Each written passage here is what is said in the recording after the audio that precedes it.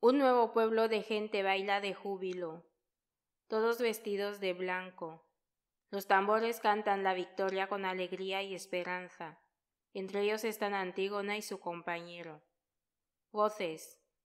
Y vi un nuevo cielo y una nueva tierra, porque el ciclo anterior y la tierra anterior han pasado, y el mar de sangre ya no existe. Vi también una limpia y sana ciudad. Oí una voz que decía al pueblo: mientras vivas bajo mi ley no serás destruido. Tambores, júbilo, alegría, victoria. Antígona, obra teatral de Trinidad Morgades. Hola chicas y chicos, bienvenidas y bienvenidos a un nuevo episodio de Desarraigo, cuando la ciudad te abandona.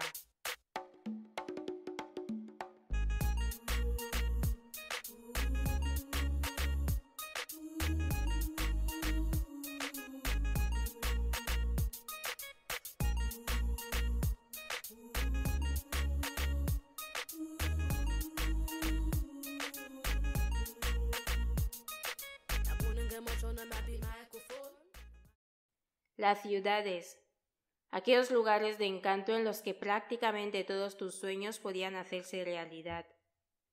Este podría ser perfectamente el eslogan de una campaña de marketing que busca vendernos una ciudad. Sí, vendernos una ciudad. Y aunque parezca descabellado porque no nos imaginamos ese espacio como un producto, esa era la idea. Toda esa atractividad que gira en torno a los centros urbanos, que los definen como lugares de progreso, en los que puedes encontrar el trabajo de tus sueños y una mejor calidad de vida, explica la manera en la que la formación y crecimiento de las ciudades ha sido siempre en detrimento de la vida de campo, lugares que por su parte iban perdiendo en marketing. Si fuera ese un anuncio de televisión, podría imaginarme algo así como: no te quedes en el pasado, corre hacia la nueva modernidad, entendiéndose aquí el pasado como los poblados y las ciudades como la nueva modernidad, claro. Llegados los años 50 en Guinea Ecuatorial, territorio que aún estaba ocupado por los colonos españoles, empezaron a producirse oleadas de migraciones desde el interior del continente hacia las recientes ciudades que se estaban formando, Bata y Malabo. Pero esa migración no era como la de siempre, no. Esta traía consigo la idea de que tu vida se estaba estancando en un poblado, y la esperanza de una vida mejor, como se suele decir. La vida ahora era diferente, y la manera de costeársela también, y en un poblado no podías tener acceso a todo lo que la ciudad entonces te ofrecía. Tener un trabajo, un salario, mejor educación, y todas esas cosas que implican el éxito para el mundo capitalista. Los territorios de Guinea Ecuatorial no fueron los únicos que se sumaron a la carrera. Eso solo era un ejemplo más de lo que había sucedido en todo el mundo con el origen de las ciudades. Claro que los procesos y dinámicas no fueron los mismos, y en las ciudades del sur contábamos con el factor de que no fueron procesos naturales, y hubo que adaptarse de manera brusca y obligada a aceptar una nueva modernidad. Todas esas dinámicas urbanas nos han llevado a escuchar datos como que más de la mitad de la población mundial vive en las ciudades, u otros tantos titulares como el despoblamiento en las provincias, etcétera, etcétera. Si la idea era vendernos la ciudad como lo mejor, ¿por qué ahora tendría que suponer un problema que millones de personas vivan en las ciudades? ¿Por qué esos datos deberían suponer una de las principales preocupaciones de los gobiernos? ¿Por qué no queríamos que los sueños de miles de personas se hicieran realidad, como lo decía el eslogan?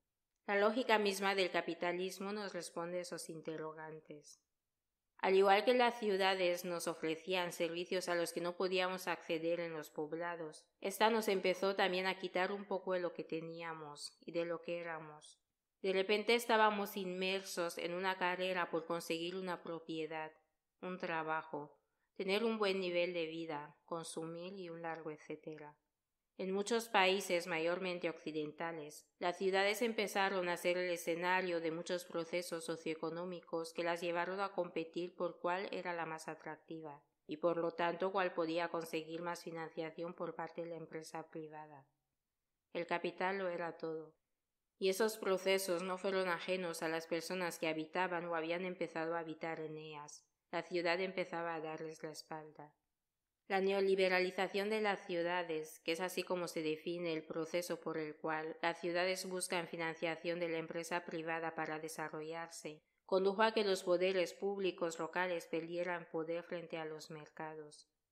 El derecho a la ciudad, que tanto se había establecido en la Carta Mundial por el Derecho a la Ciudad en Quito, Ecuador, empezaba a perder su sentido.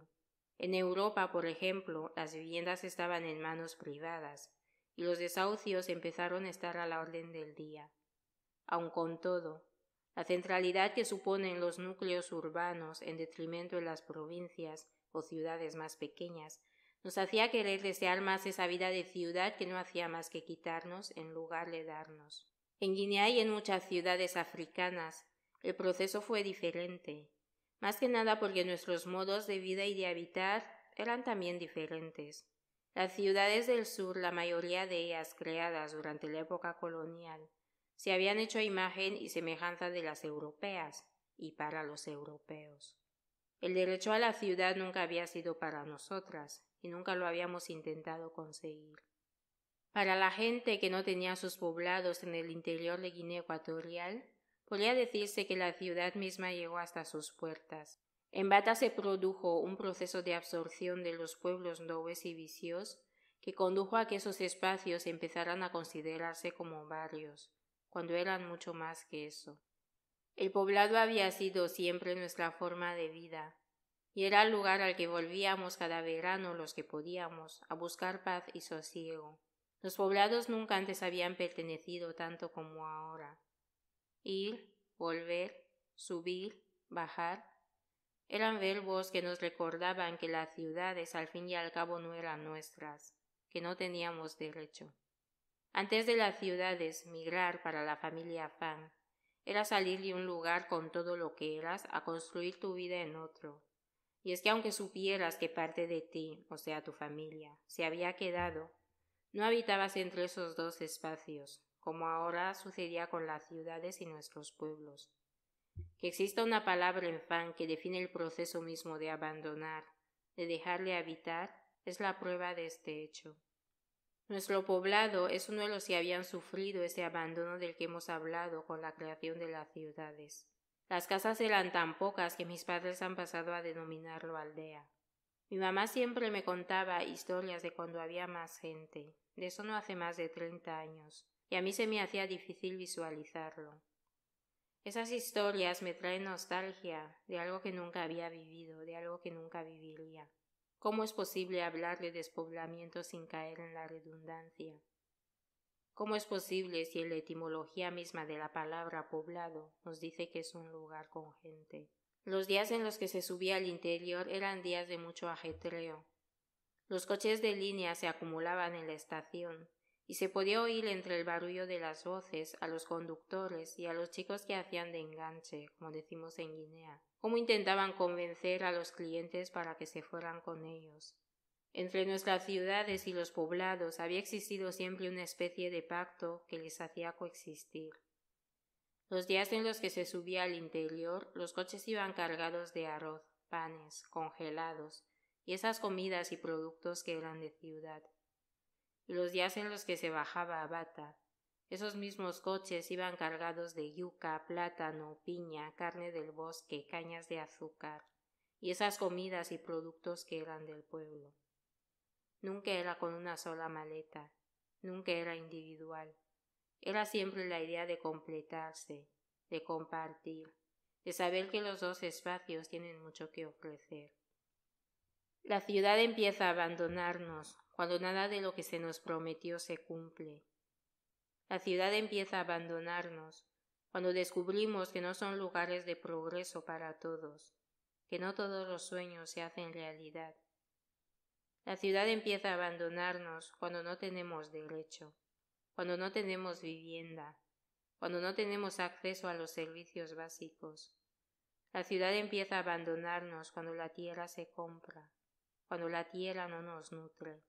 La ciudad nos abandona definitivamente, cuando es a los poblados a los que miramos cuando queremos volver a casa. Créditos a Miss Yuma por el tema de entrada, Sin pelos en la lengua, y a Negro Bay y Mitua por el de clausura, Nomo Manacos. Gracias una vez.